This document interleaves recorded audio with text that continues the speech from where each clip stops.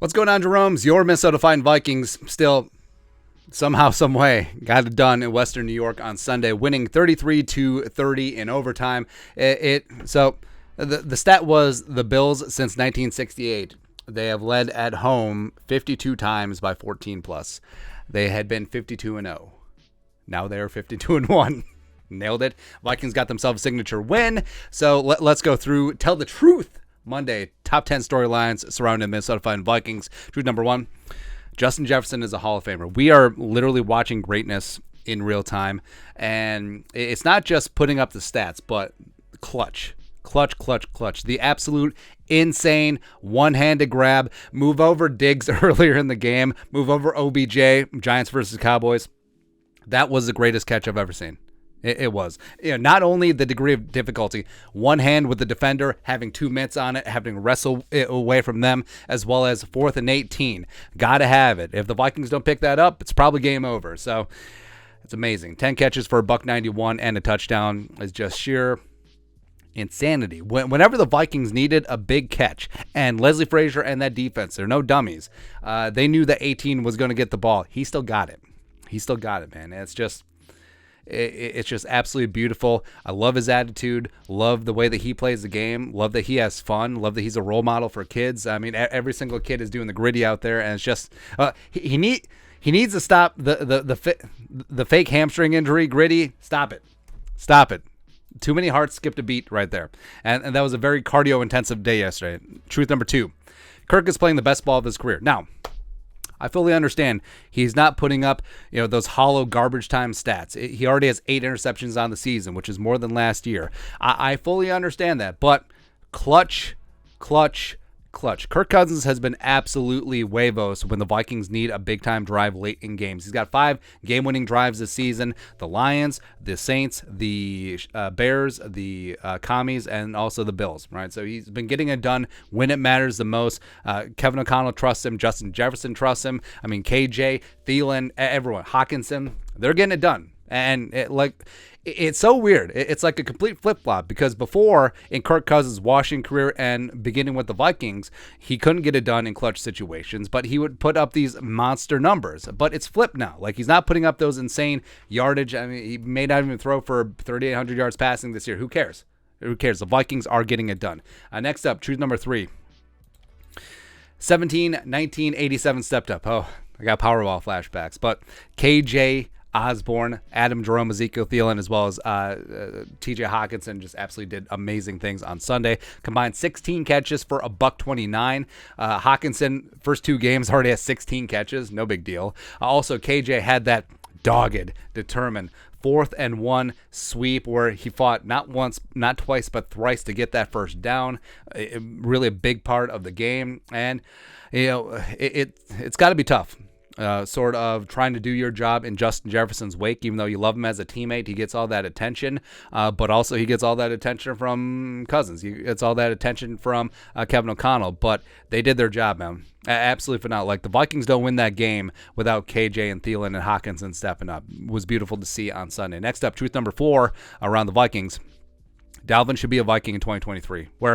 So Dalvin's going to be 28 years old next August, and that's right at the precipice where running backs start really going downhill. But Dalvin, that 81-yard touchdown run really busted that game open, beat his guy on the outside one-on-one, turned on the Jets. He still runs with power. He's still one of the fastest running backs in the National Football League. Knock on wood, he's staying healthy. He's pretty durable this season. So, I mean, even though his contract ain't great, and the Vikings are going to be up against the cap next season, even if and when they pay Justin Jefferson, even though structurally wise, Jefferson still has 2 years left on his deal, so they'll be able to structure it so the cap hit further down the line, which is fine. But Dalvin 4 should still be here. Like, he's a quiet leader in the locker room. He leads by example. He's a pro's pro, and he absolutely needs to be in purple next season. Next up, truth number 5. Patrick Peterson needs to be a Viking in 2023. Now, I was sort of whatever when Peterson signed a 1-year deal last offseason coming from Arizona because, let's be honest, Patrick Peterson had not been good his last 3 years in Arizona. It just wasn't good, man. But Patrick Peterson showed some good things last year. And now, like we said a bunch, Patrick Peterson playing in Donatel's zone-heavy defense, like he allowing his ball skills to take over. No, like he doesn't have the youth and agility and athleticism to be that true belt-buckle to belt-buckle man-to-man cornerback who travels with wide receiver ones like he was back in the day. But you've seen what happens. Like, best ball of his career, 2 interceptions, called game against the Bills on Sunday, and he's really comfortable in this defense. So I think that Patrick Peterson, not only from an on-the-field play perspective, but also from that leadership perspective, him being that mentor to all the young cornerbacks, absolutely. Absolutely, Patrick Peterson needs to be a Viking next year. Next up, truth number 6. Vikings need cornerback help. Yeah, all that being said about Patrick Peterson, the rest of the cornerback room needs a little bit of help. So Dancer is going to be out for 3 more games on IR with that ankle. Evans working through concussion protocol. Would like to see him back, even though he did have a forced fumble, which is great, but in coverage, it was a little bit tough in that first half. Andrew Booth Jr. got absolutely picked on by Stephon Diggs and Josh Allen on Sunday. I mean, the second best corner of the game may have been Duke Shelley, who broke up that pass to Dawson Knox in the front left corner of the end zone, which would have been the game winner. So fantastic. I had to look twice. Like, who the hell is number 20? I was like, oh, Duke Shelley. What up? What up, man? So past the trade deadline, obviously. So searching out some help in free agency does make some sense. We're going to do a video later today about who's out there in free agency. We haven't really glanced, but they need someone. They do need some more help at cornerback. Next up, truth number 7. Greg Joseph should still be cut. So even though Greg Joseph technically hit the game winner against the Bills on Sunday, don't care. Like, the game got infinitely harder because he missed that point after. He completely changed the landscape of what was going to happen at the end of that game. Same thing with that Arizona one. It's almost like he picks the worst possible times to miss a PAT.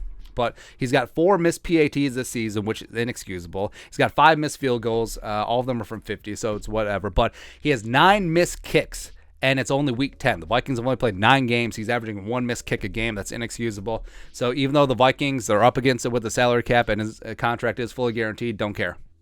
Don't care. At minimum, they need to fill. They got 2 vacant practice squad spots open. They need to sign a kicker to one of them.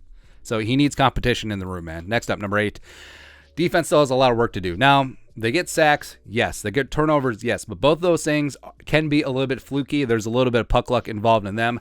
I would much rather this team gets their ish together and gets better on third down and certainly gets better in the red zone. Because, I mean, the Vikings had a streak between the Eagles game and the Bills game where they gave up 15 straight touchdowns when the other team got inside the 20. Which is inexcusable. They're dead last in the National Football League, and this is supposed to be, Bemba, don't break defense. Oh, you get in the red zone, we'll make you kick a field goal. It's not always true. They gave up 486 yards of offense to the Bills, 250 in the first half. The Bills are 7 of 13 on third down, including 3 third and 15 or longer, which is just inexcusable. And I don't know what it is. Is it a scheme shift? Is it blitzing more? Is it being more aggressive on third and longs, not sitting back in that soft shell? I don't know, but they got to fix it. Otherwise, I mean, a lot of these miracle comebacks were because the Vikings defense couldn't stop anyone to start. So, but they have made some plays at the end of the Cardinals and the Commies and the Bills game, obviously. So, yeah. Number 9 is not luck. It's not luck.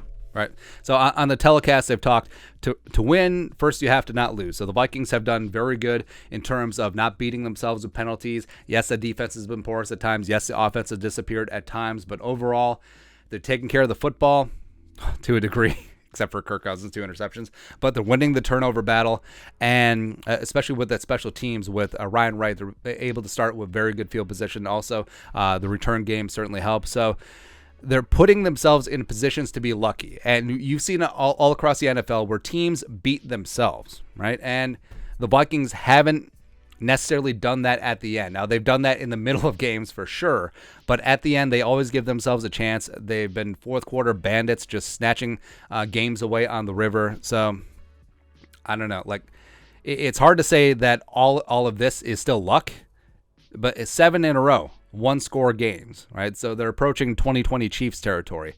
But, the Vikings, they just find a way. It's really impressive, man. Lastly, truth number 10 on a Monday. This team can win the Super Bowl. They can. I mean, let that soak in, because all the talk had been that the Vikings didn't have that signature win, but then the win to Buffalo with a fully healthy Josh Allen, by the way. I don't want to hear anything about his elbow. He was at 100%. So miss me with that BS. But they went in to a Super Bowl caliber team, and they found a way to win.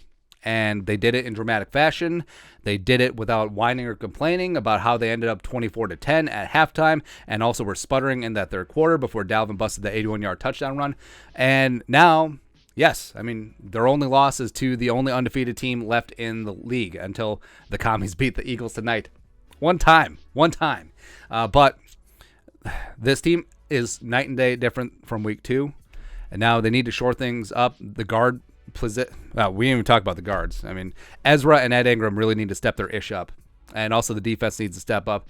I mean, they're great in turnovers and takeaways, but how about let's start keeping some points off the board, eh? And also stop keeping some yardage off the board as well. But this team has a chance to have a very special season, and the bounces are going the Vikings' way. They're playing with confidence. They expect to win. Even when they're down, they expect to win. That is the heart of a champion, and this team legitimately expects to win, and this team can win the Super Bowl. All right, they're going to win the division. They're going to be the 1 or the 2 seed. Get in the tournament, anything can happen. This team can win the Super Bowl. Not bad for a competitive rebuild, huh? That's pretty good. But that's it. That's Tan. Storylines for the Vikings on Tell the Truth Monday. Let us know your thoughts and our thoughts in the comment section below. Subscribe for daily Vikings takes. Want to support the work? Put a little something in the Venmo. But till next time, Skol, production value.